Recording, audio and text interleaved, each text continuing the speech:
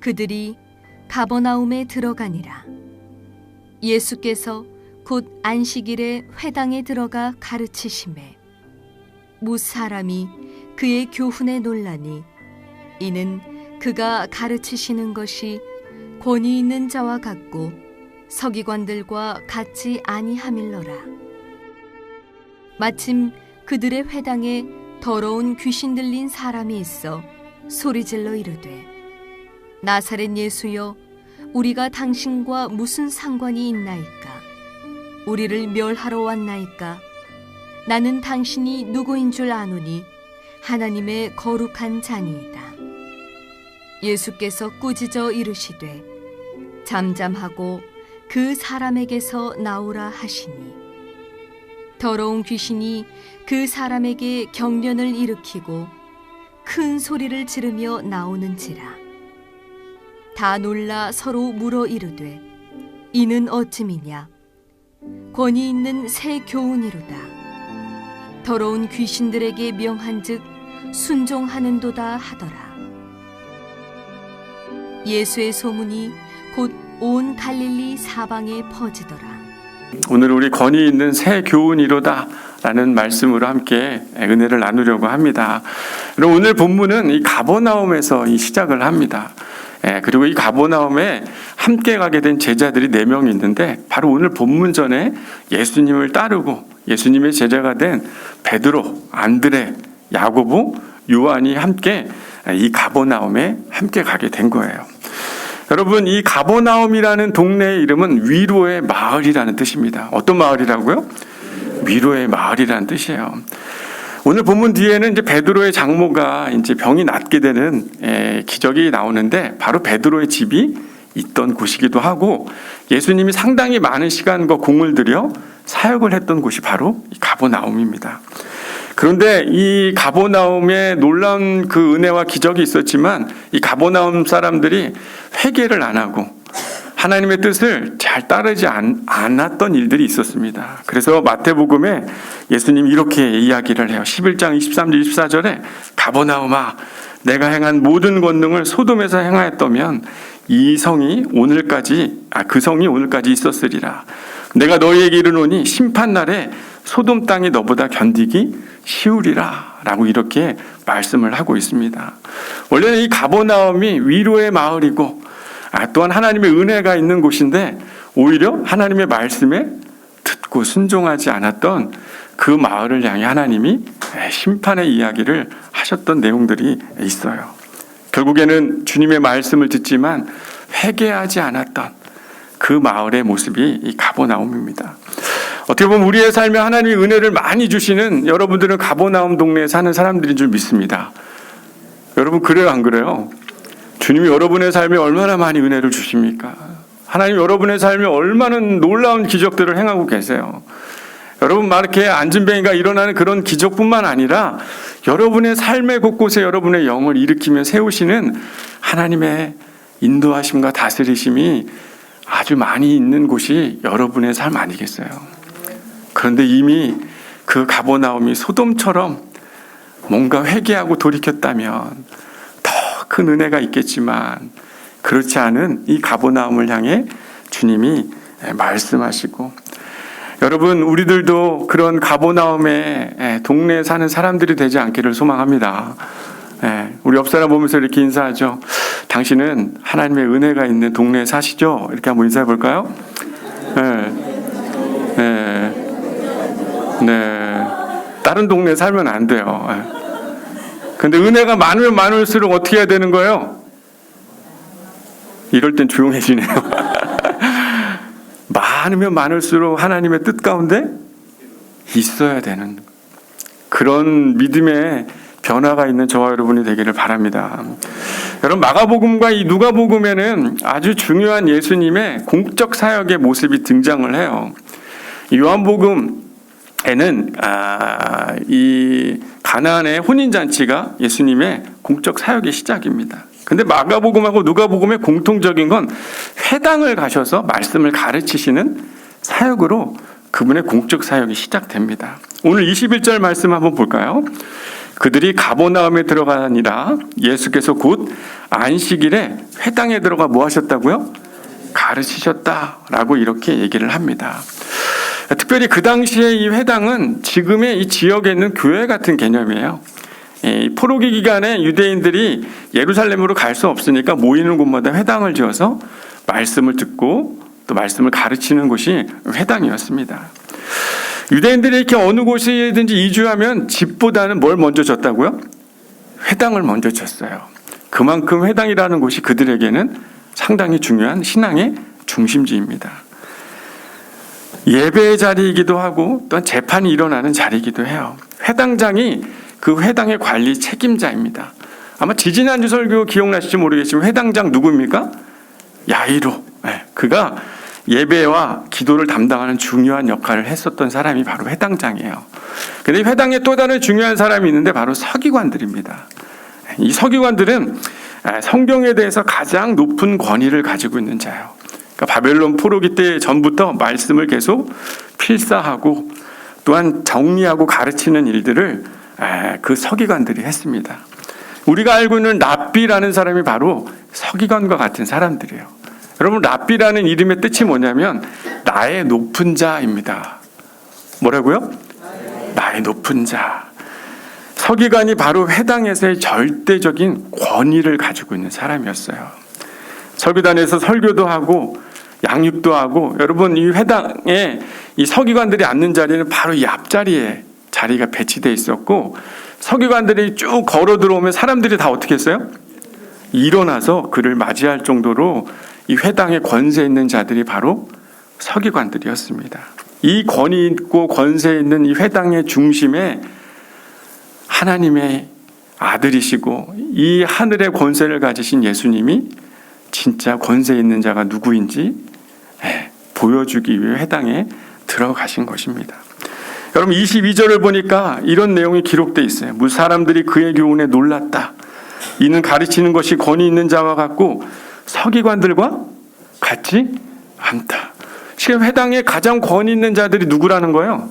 서기관인데 이 예수의 가르침을 들어보니까 권위 있다고 생각하는 이 회당의 가장 최고의 권세 가진 서기관보다 훨씬 더 그의 가르침의 권위가 있다라는 것을 그들이 고백을 하는 겁니다. 여러분 이 권위라는 건 이 헬라어로 엑스시아라는 그런 단어를 쓰고 있어요. 권세라는 뜻이고 지배력, 힘 이런 뜻을 상징합니다. 권위에 아주 놀랐다라고 이렇게 얘기하죠. 오늘 본문에서 사람들이. 근데 이 놀랐다는 건 그냥 뭔가 말씀을 듣고 감동해서 야 되게 대단하다 이런 정도가 아니라 충격을 받았다는 뜻이에요. 이들이 놀랐다는 건 아주 충격을 그들의 느끼는 정도가 단순히 감동 정도가 아니라 아주 심각한 충격을 받았다는 겁니다. 이전에 경험하고 있던 가르침과 다른 자신들의 삶을 새롭게 이끄는 힘을 그들이 경험했다라고 고백하는 게 아주 정확한 표현입니다.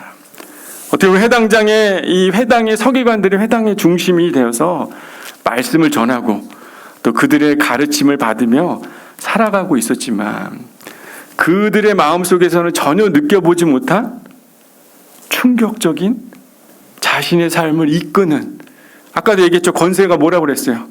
파워고 지배력이 있는 거잖아요. 그분의 말씀을 들으니까 이전에 회당에서 느꼈던 그런 정도가 아니라 나의 삶에 충격적인 변화가 일어날 만한 나를 이끄는 힘을 그들이 느꼈다라고 오늘 고백을 하고 있는 거예요. 여러분 아마 그런 경우들이 여러분의 삶에도 많이 있을 겁니다. 말씀을 듣고 또 설교를 듣고 기도를 하면서도 어떨 때는 그냥 평이하다가 어느 순간 살아있는 그 하나님의 말씀이 내 안에 들려왔을 때 여러분 그때 그 힘이 감동을 넘어서 나에게 정말 모든 전율이 느낄 만큼 삶이 새로워질 만큼 그런 능력 있는 경험들 여러분 다 하시지 않았습니까? 옆 사람 한번 보세요. 했는지 안 했는지. 한 것 같죠? 그죠? 네. 한번 자세히 보세요. 한 것 같습니다.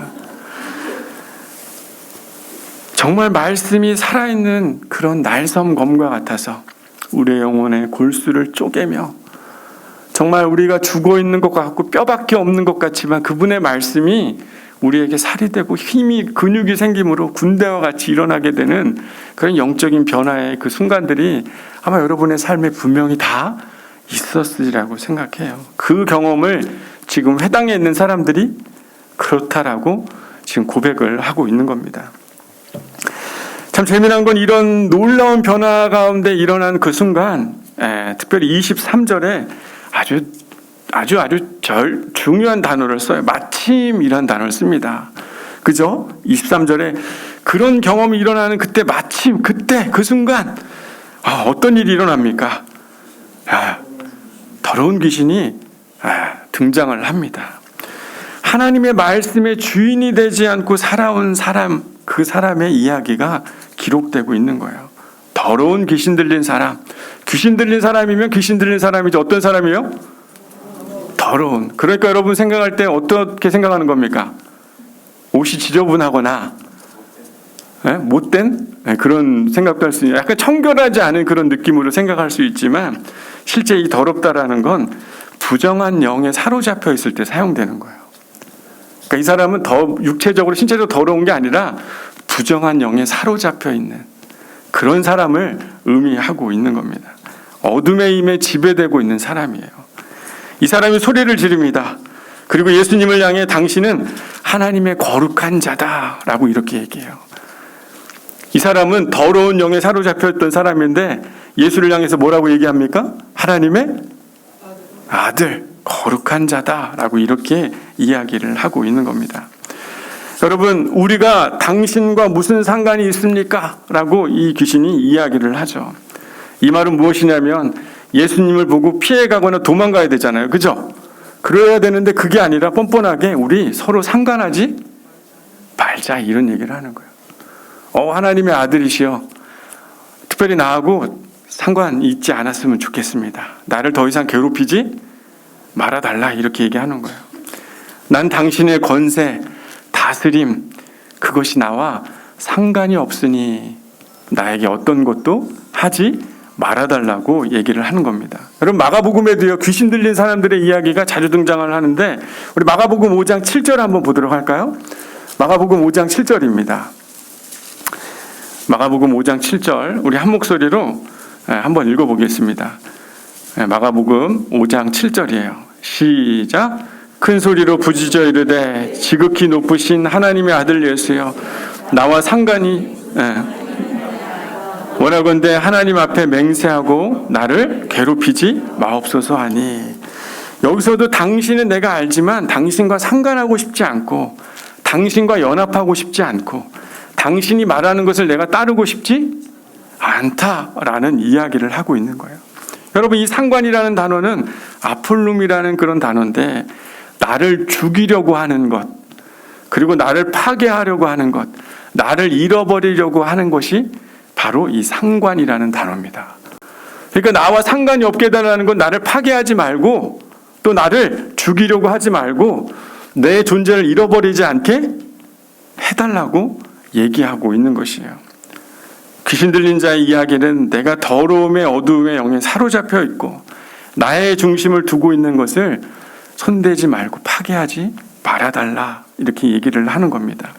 여러분, 귀신에 사로잡혀 있으니까 우리는 너무 귀신이 막 소리 질렀다고 그러니까 우리가 생각하는 귀신 들린 것, 이런 것으로 상상할 수 있는데 실제 귀신의 실제는 그런 겉으로 드러난 모습이 아니라 그 중심의 모습이 더 중요한 거예요. 자신이 하나님을 따르지 않고 어둠을 따를 것에 대해 상관하지 말라고 이야기하고 있는 게 바로 어둠의 영의 본체라는 겁니다. 본질이라는 거예요. 여러분, 마침 그 회당, 하나님의 말씀이 살아있고 하나님의 말씀이 들려지는 곳이지만 그곳에 하나님을 따르는 것이 아니라 하나님의 권세에 놓여 있는 것이 아니라 더럽고 어두움의 영에 잡혀 있는 자가 있었다는 것을 성경은 오늘 더 극대화해서 보여주고 있는 것입니다. 서기관들의 말에는 반응이 별로 없었던 것처럼 어쩌면 저희 목사인 저의 말에 어떤 반응이 없을 수도 있습니다. 하지만 성령에 사로잡혀서 거룩한 영이신 하나님 앞에서는요, 우리의 어두움이 파괴되고 그분의 가르침과 그분의 도전 앞에 우리가 다스림을 받게 되는 그 일들이 일어나는 것이에요. 여러분, 예수님을 겉으로는 믿고 있지만 실제로는 예수님이 나의 삶에 상관없는 그런 존재가 되고 싶어 예수님을 어떻게 해서든지 피하고자 하고, 나와 상관없어서 나를 떠나달라고 이야기하는 자의 모습이 어쩌면 이 회당에 있는 이 귀신 들린 자의 모습과 겉으로는 많이 차이 나 보이는 것 같지만 우리 어둠의 영의 모습은, 본질은 비슷해 보인다는 겁니다. 우리는 가끔 이런 얘기 많이 하죠. 주님, 저의 삶에 좀 상관해 주지 말아주세요. 여러분, 가끔 이렇게 싸우다 보면, 가정에서 이렇게 보면 서로 이렇게 눈 잘 마주쳐요, 안 마주쳐요? 고개를 빨리 흔드시는 분들도 계시네요. 순식간에 제가 말도 끝나기 전에 보면 갈등이 있고 싶으면 말하고 싶어요, 안 하고 싶어요? 더 이상 관계 맺고 싶지 않잖아요. 그런데 여러분, 사랑의 관계고 정말 이렇게 따뜻한 관계고 그러면 눈을 마주쳐요, 안 마주쳐요? 이때는 고개를 흔드는 사람이 별로 없네요. 더 마주치고 싶잖아요. 그런데 주님에게 이렇게 얘기하는 거예요. 나와 상관이 없습니다. 나와 상관하지 말아주세요. 주님을 따르라고 말하는 제자 되라고 저하고는 상관없는 얘기니까 말하지 말아주세요. 복음을 위해 사는 삶을 살라고 나에게 말해주지 마세요. 마음이 나를 들어올려서 하나님의 산 제사물이 되라고 좀 나에게 말씀하지 말아주세요. 하나님을 섬기고 사람을 사랑하고 이웃을 사랑하라고 말하는 것, 주님, 저하고 좀 상관없는 일이 좀 되게 해주세요. 하나님을 위해 나의 시간과 모든 것을 드리라고 말씀하지 말아주세요. 그냥 저는 주일 예배 오고 가족들이 그냥 평안하고 기도해서 복 받고 돈 많이 버는 것에 당신이 좀 도와주시고 그런 건 좀 많이 상관해 주시고, 나는 나대로 당신은 당신대로 그냥 사는 게 좋은 것 아니겠습니까? 여러분, 이 고백이 우리의 실제 모습 아니겠습니까? 마스크 끼고 있으니까 더 잘 감춰져서 다행이에요. 너무 크게 웃으시는 거 아닌가? 생각해보면 내 마음속에 안 걸릴 줄 알았지만 하나님 다 보고 계시는 거예요. 우리 마음이 다 그렇다는, 솔직하게. 솔까말, 솔직히 까놓고 말해보자. 에? 솔직히 까놓고 한번 말해보자고요. 하나님, 좀 나하고는 좀 상관없이 나는 나대로 당신은 당신대로 그냥 좀 삽시다. 귀찮게 하지 말고, 내가 살아가고 있는 삶을 파괴하지 말고, 당신의 그 힘으로 나를 좀 누르지 말고 어떻게 하겠다는 거예요? 하나님 어디가 있으라는 거예요? 손가락으로 시작? 이렇게 사람마다 방향이 다르네요. 이렇게 하나님 저쪽에 있으라는 거예요. 우리는 주님과 내가 상관이 있다라고 고백하는 자들이 되어야 될 줄 믿습니다. 내 안에 주인이 아닌 것들을 내어버리고 성령의 그 거룩한 영, 하나님의 권세, 다스리심이 내 안에 있도록 기도해야 하는 것이에요. 하나님의 말씀이 우리의 삶에 사로잡기 시작할 때는요, 우리가 상관 말라고 이야기하는 것이 아니라 더 나를 다스려 달라고 하나님께 간구할 수 있는 사람들이 될 줄 믿습니다. 이 귀신 들린 자, 하나님의 다스림이 아니라 어둠의 영에 다스리고 있는 자에게 주님이 말씀하십니다. 뭐라고 얘기합니까? 25절 한번 읽어볼까요? 시작. 잠잠하고 그 사람에게서 나오라 하시니. 여러분, 여기서 꾸짖어 말씀하신 게 잠잠하라 라고 이야기한 거예요. 꾸짖었다니까 그게 더 큰 것처럼 느껴지는데 그걸 강조하고 있는 게 아니라 잠잠해라, 이거를 예수님이 더 강조하고 있습니다. 성경에서도. 이 잠잠하라는 건 이 짐승의 입에 재갈을 씌우는 거예요. 쉽게 생각하면 너 입 다물라, 이런 말이기도 하지만 너를 통제하겠다라는 겁니다. 여러분, 강아지들 이렇게 재갈을 물리는 이유가 뭐예요? 주인 말대로 너가 들어야 돼 라고 통제의 강한 모습이 제스처가 그거 아니겠습니까? 그 어둠의 영을 주님이 통제하며 그 권세에서, 어둠에서 나오도록 주님이 하시겠다라고 말씀하고 있는 겁니다. 바로 그 권세가 통제하고 다스리는 것, 그것을 의미하는 거예요. 권세가 뭐라고요? 통제하고 다스리는 것. 어둠에 있어 자신의 주님과 상관없이 지내던 것들이 주님이 재갈을 씌워서 우리의 힘이 아니라 그분의 힘에 의해 다스려지는 것, 바로 그분의 권세 아래 있는 것, 그것을 주님이 그 사람에게, 그 귀신에게 그 일을 보여주고 계신 것이에요. 여러분, 우리들도 주님께서 찾아오셔서 말씀으로 묵상 가운데, 기도하는 가운데 그 하나님의 영이 우리의 더러운 영에 사로잡혀 있는 것들을 깨닫게 해주셨다면 우리도 또한 주님이 하신 것처럼 꾸짖으며 내보내야 될 줄 믿습니다. 빛이 임해야 어둠의 실체가 드러나게 되는 것 아니겠어요? 빛이 없으니까 어둠이 있는지 없는지 모르고 살아가는 거예요. 저희가 상관하지 않으니까. 에베소서 5장 13절에 책망을 받는 모든 것은 빛으로 말미암아 드러나나니 드러나는 것마다 원래는 빛이니라. 사랑하는 여러분, 빛으로 말미암아 책망을 받다 할지라도요, 빛이 우리 안에 있던 것들이 더 드러나야 될 줄 믿습니다. 죽어있는 자들 가운데서 깨어서 일어나 더러운 영들을 분별하고 그리스도의 빛을 비추며 살아가는 삶이 바로 저와 여러분의 삶이 되어야 하는 것이에요. 너희는 어둠에 있는 일에 참여하지 말고 도리어 책망하며 살아가야 되는 삶이 바로 성도의 삶이고 진짜 예수를 믿는 그 사람들의 삶이라는 것이에요. 사랑하는 양문교회 여러분, 성령의 가르침을 받는 저와 여러분이 되기를 소망합니다. 이거 말고는 다른 복음이 없는 것이. 구원 얻은 자의 삶은, 내가 이 하나님을 만난 사람들의 삶은요, 성령의 가르침을 받는 그 삶이 자연스러운 것입니다. 회당에서 서기관들의 말씀을 들었어요. 하지만 하나님의 말씀이신 예수님이 오기 전에는 권위, 즉 그분의 말씀에 놀라는 일이 하나도 없었다는 거예요. 아마 우리들도 이 교회에 와서 목사님의 말씀을 듣고 있지만 하나님을 만나는 일이 각자 없으면 여전히 그 회당에 있는 사람들처럼 마음의 충격적인 신앙의 변화들이 없을 수 있다는 사실을 우리는 꼭 깨달아야 하는 것입니다. 그분의 다스림 없이 살아가는 자들이 분명히 이 교회 안에 많을 수 있는 것이에요. 하나님과 상관없이 그분의 권세, 다스리심에 없는 삶을 살아가며 사는 자들이 바로 저와 여러분이라면 성령께서 이끄시는 그 권세와 그 다스림에 순복하며 살아가는 저와 여러분이 되기를 소망합니다. 하나님이 재갈을 물리는 거 있으면 우리도 그 재갈을 나가라고 어둠을 내보낼 수 있는 지혜로운 자들이 되어야 하는 것이에요. 회당에 있는 사람들이 오늘 본문의 모습을 보고 아주 중요한 고백을 합니다. 권위 있는 새 교훈이로다. 뭐라고요? 권위 있는 새 교훈이로다. 영적으로 권위를 가진 정말 새로운 가르침이 아니냐, 그들이 고백하고 있는 거예요.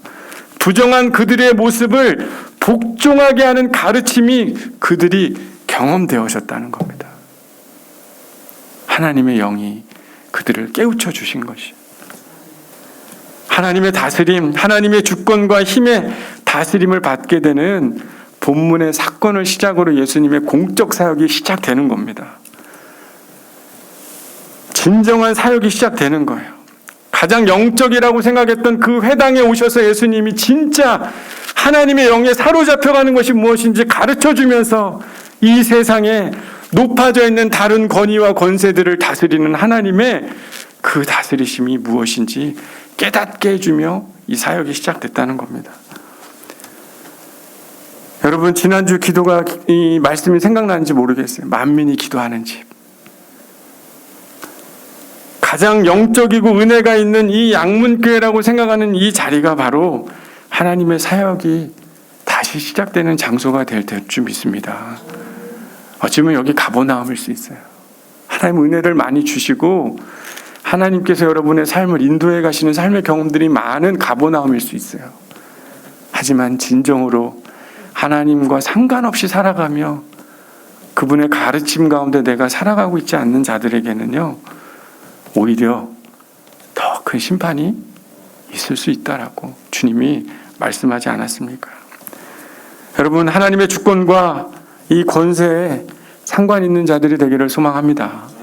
우리 옆 사람 보면서 이렇게 인사합시다. 하나님의 새로운 가르침에 상관을 좀 가져봅시다. 우리 인사해 볼까요?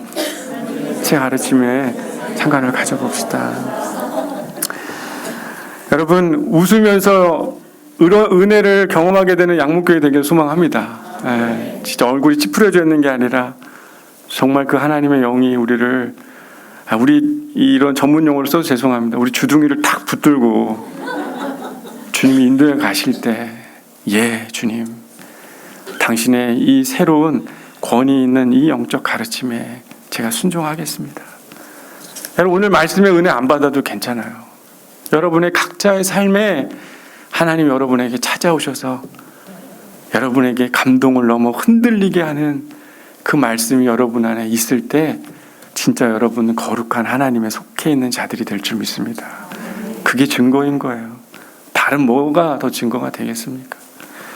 하나님이 우리와 상관 있게 되기를 원해서 그분이 우리를 꾸짖어도 또한 내 안에 있는 것들을 꾸짖으며 내보내며 새로운 가르침, 그분의 말씀에 순종하는 진정한 변화가 일어나는 저 여러분의 삶이 되길 소망합니다.